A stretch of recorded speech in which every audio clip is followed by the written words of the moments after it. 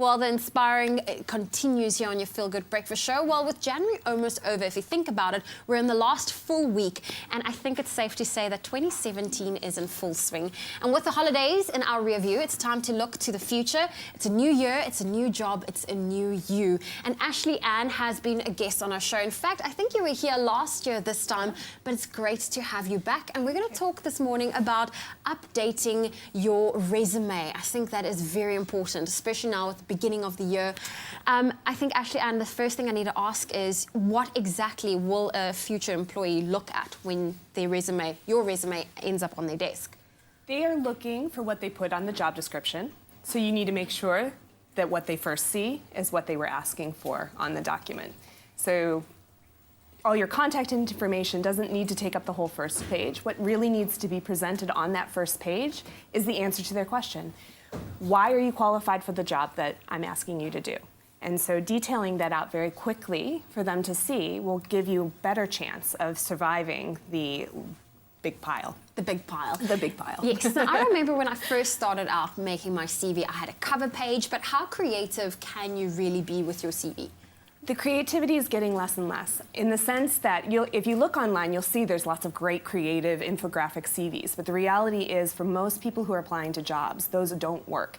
The reason being is more companies are moving towards applicant tracking software.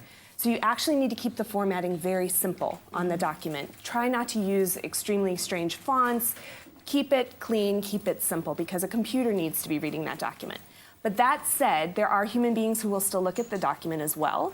So including something like a graph that shows how much you improved sales, or some graphic that's related to or communicates quickly the accomplishments that you've made, can be a useful thing to include. It won't be read by the computer, but it would be read by the human being looking at it. Okay, and then how important is it really to tailor your CV for each job you're applying for?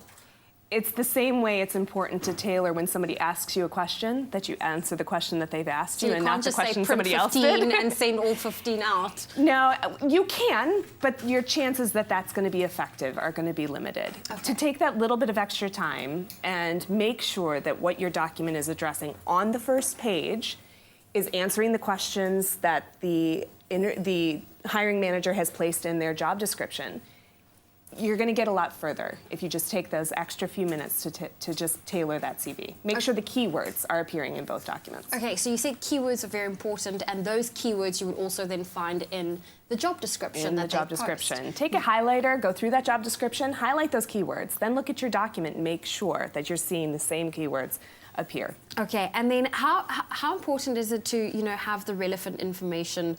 You said it is very important to have it on that first page. First page. First page. Okay, well, listen, don't go anywhere. Ashleyanne is going to be with us for a little bit more to talk more about keeping your resume and your CV up to date. So don't go anywhere. We still have lots coming up for you on your Feel Good Breakfast Show.